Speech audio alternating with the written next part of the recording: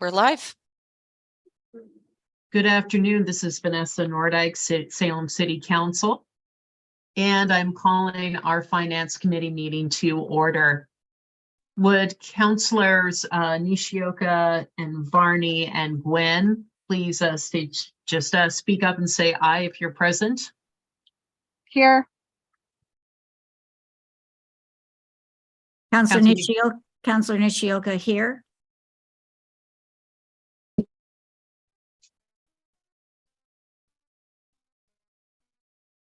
And do we still have Councilor Varney on the line?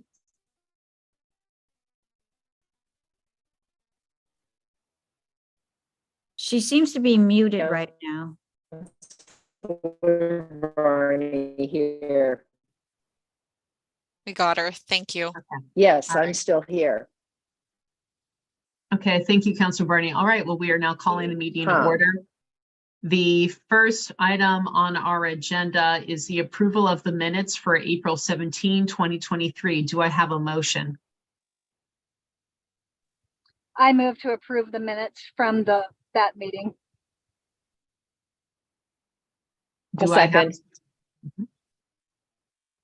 Great. All in favor? Aye.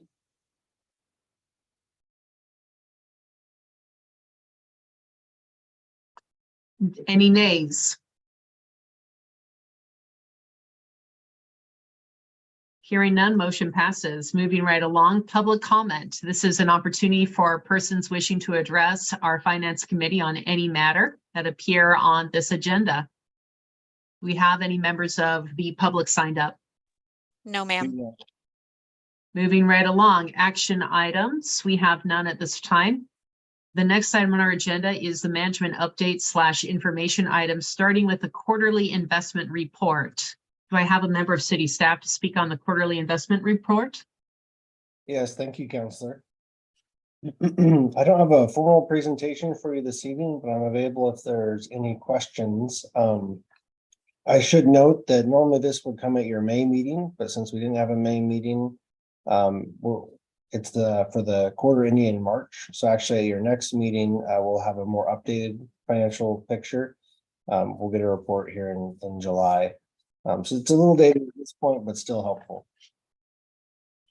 So if there are any questions, we can move on to the next item. Any questions from the committee? All right, then we can proceed with our next item, which is the Moss Adams presentation of purchasing internal assessment.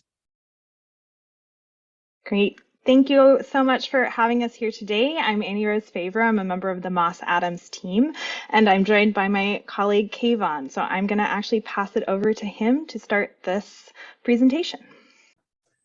Great. And can everybody see the presentation there? All right. Great. Yes. All right. So today we're going to be presenting on our audit of procurement performance at the city of Salem. And we conducted this audit. It was completed in March. So it's possible there's been some updates since that point, but we wanted to go ahead and still give you an update on what we currently have. And we'll be going into the scope and purpose. So this organizational assessment was designed to identify opportunities to increase the efficiency and effectiveness of the city's operations related to procurement in the following areas. Firstly, looking at the structure, function, and role of procurement personnel most broadly.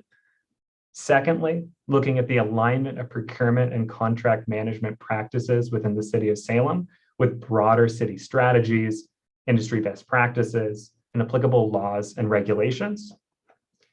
And third, we are looking at opportunities for improvement in service delivery, internal controls, organization, operations, and process efficiency.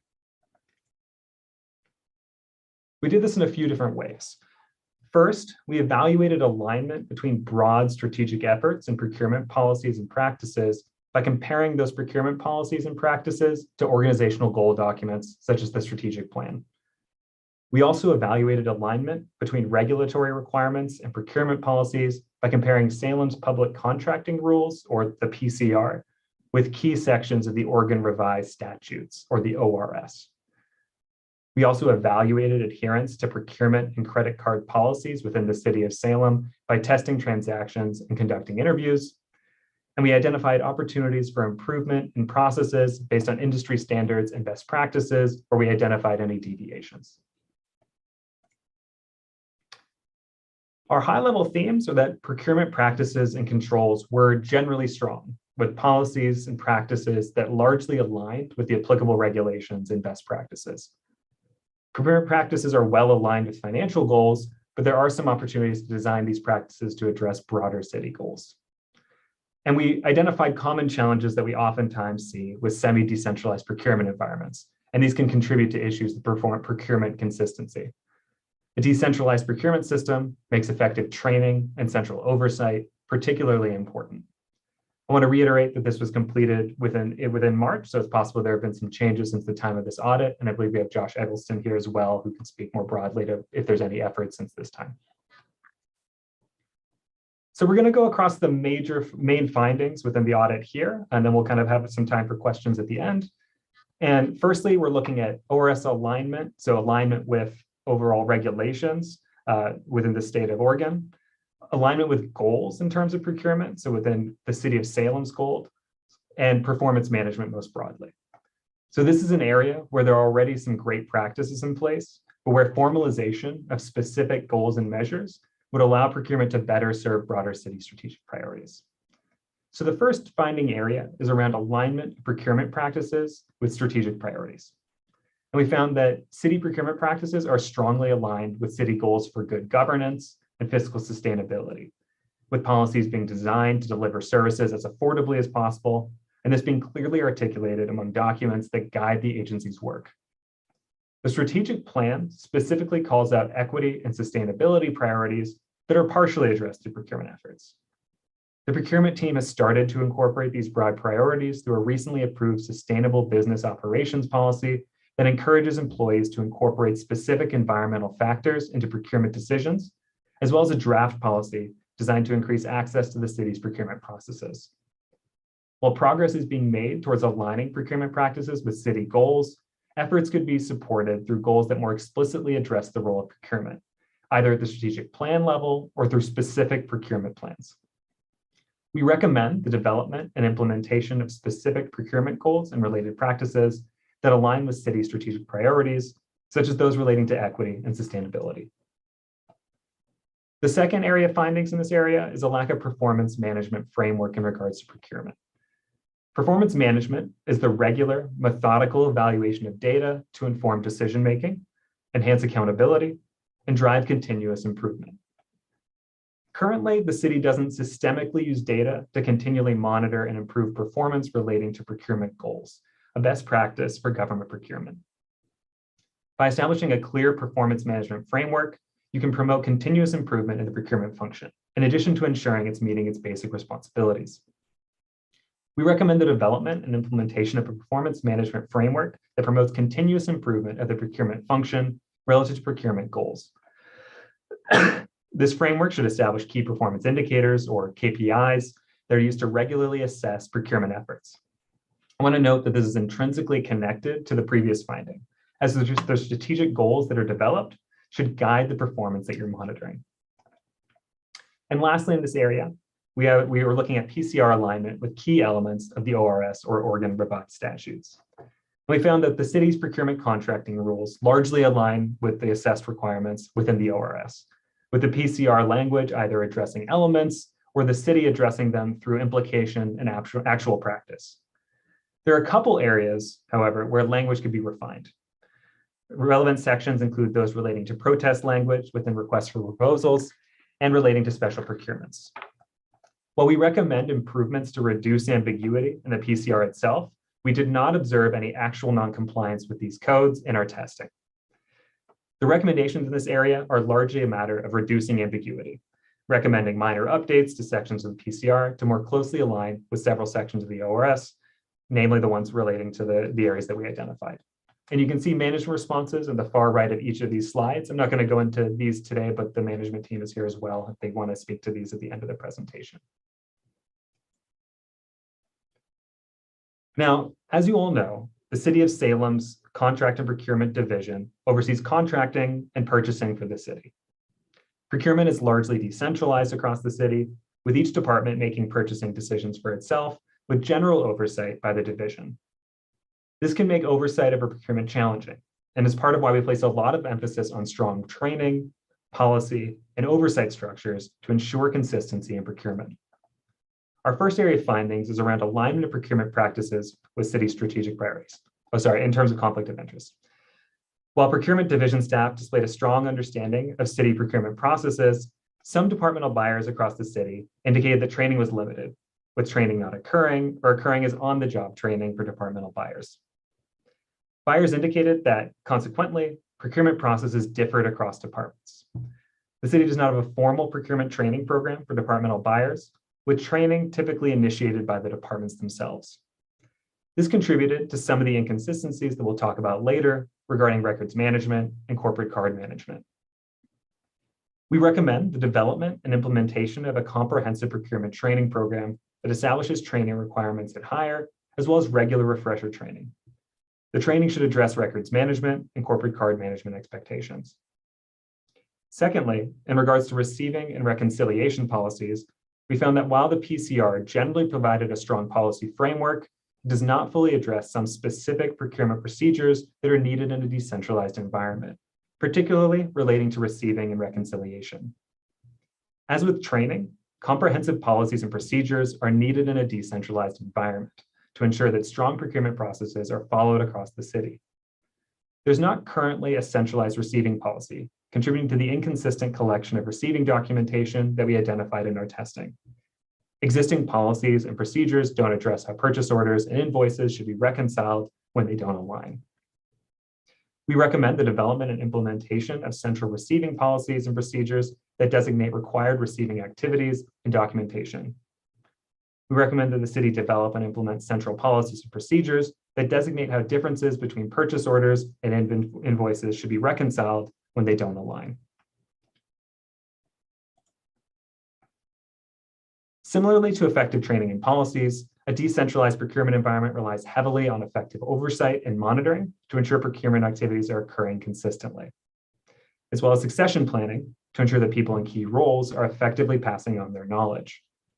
We found 3 primary areas where there were opportunities for improvements in oversight to start.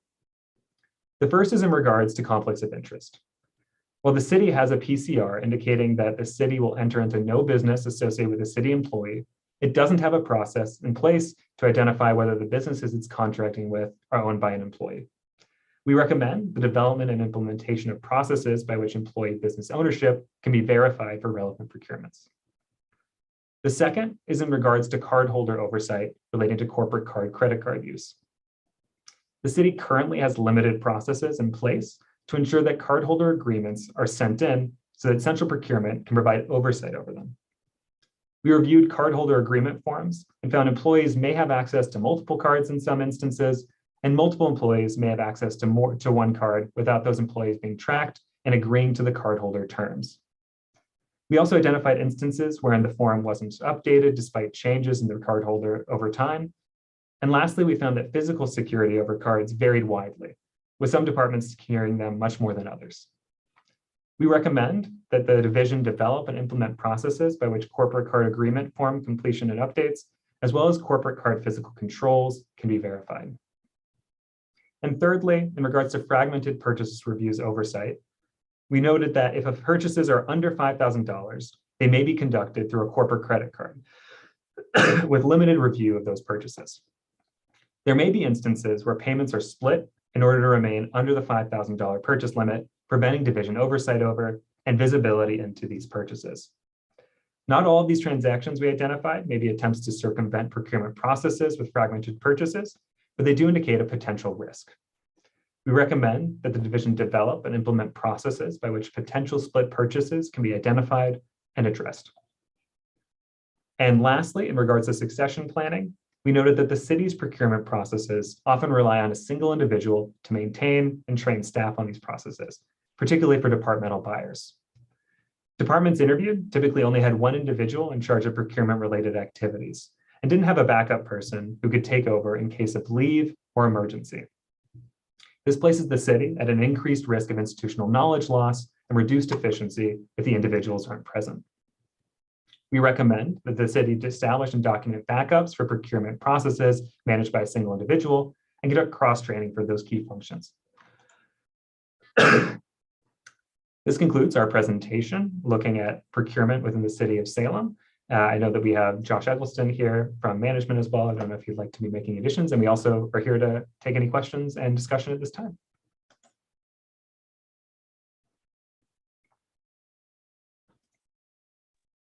Thank you, folks. Do any of the counselors have questions for Moss Adams? I don't have any questions. Thank you, though. I don't have any questions either to Moss Adams. Thank you.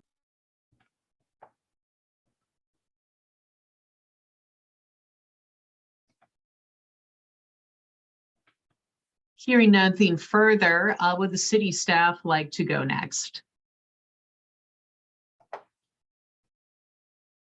I'd be happy to address any questions council might have.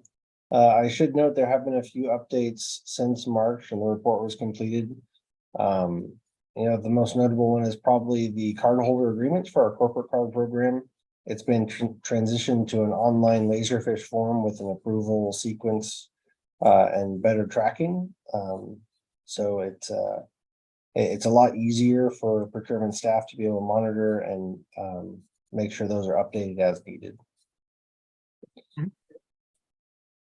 City manager, in looking at the summary of findings and recommendations that Moss Adams submitted, I'm generally in favor of recommendations that support greater transparency and accountability when it comes to procurement practices. So I'm wondering, what is the city's overall reaction to the 10,000-foot view estimation of these changes from Moss Adams? Do they sound doable? Do have your managers have any concern about them? What do you think about whether to adopt the recommendations from Moss Adams? We think and appreciate what Moss Adams has done here, and all of the recommendations are recommendations that we will implement. Some of them may take longer than others, as Josh has indicated already. My biggest concern in this report was in regards to the management of our corporate credit card accounts. Over the years, the area where I've seen the greatest risk for organizations is definitely in the area of credit cards and smaller purchases. I think we do an extraordinarily good job with large purchases, but small purchases can be problematic, and I'm glad we're focusing there. And then we'll move forward with implementation for the rest of the recommendations. Thank you. That sounds wonderful. And I wholeheartedly agree with you. When it comes to small credit card transactions, an unscrupulous person can think nobody's watching if it doesn't tap above a certain threshold, especially if those thresholds are well known. So everything that we can do to provide that oversight and review of transactions will help keep our names out of the paper in a good way. Councilor Nishioka, I see your hand is raised.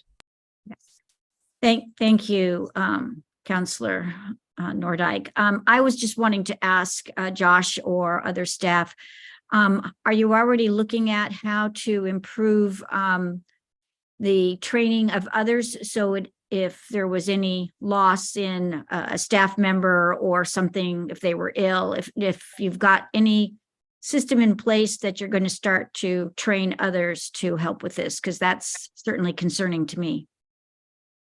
Yeah, I appreciate the question, Counselor. We've never had a formal training program, so it's been ad hoc. If a department requests training, we've provided it. In the past, going forward, we're going to implement a process where new employees, where they're either an approver or processor, are trained, and then we'll most likely utilize our training program called Target Solutions, where it'll automatically require you to update your training probably every 2 years or something like that, or if there are changes. So we'll have a process in place for current employees and new employees. As far as the smaller departments where they might have one processor, we'll work with them to either identify another person in their department, or actually in some cases, we utilize other departments to step in, if there's a transition for a couple months or something like that. So we'll make sure there's coverage for all departments if there is a transition, because in some cases, like for example, the legal department, it doesn't make sense for them to have two processors when we can utilize someone in finance or the CMO to process those if there were to be a transition. May I ask a follow-up question? Josh, do you have policies and procedures written so that if somebody that wasn't typically proceeding with, procurement process and they were asked to step in without training, do you have policies or will you be writing policies that they could utilize if they're asked to do that? Yeah, I appreciate the question. So right now they're assigned permissions within our financial management system in order to process procurement. So we'll be using that to monitor that going forward. So you'll go through the training and then you'll have access to the system, something like that. So someone else couldn't just log in and process a procurement. They'd have to go through a process to get access. Currently, it's not set up that way.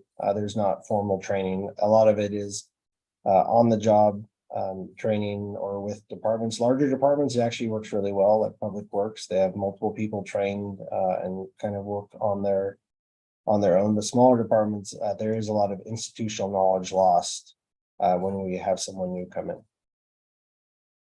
Okay, well, great. Thank you very much for answering those questions. Thank you. Any other questions? Counselor Gwynn, I'll go to you first, and then I'll turn over to Counselor Varney to see if she has any questions or comments. I do not have any questions. Thank you. All right, Counselor Varney, are you still with us? And if so, do you have any comments or questions for us? I think she disconnected. Yeah, I don't see her. Yeah. I can see that. All right, well, it looks like we have thoroughly addressed this agenda item.